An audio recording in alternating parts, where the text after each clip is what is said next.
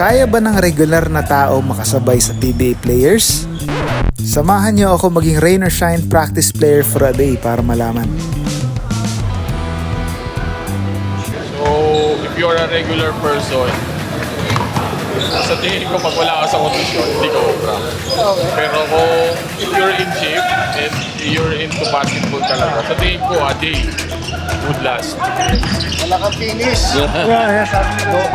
No. For a first timer, no, and being able to understand what we were doing exactly, of course you will have a problem in the execution. Kasi ibang level naman talaga yung yung mga pros. But for a first timer, non-professional basketball player, I think you did well.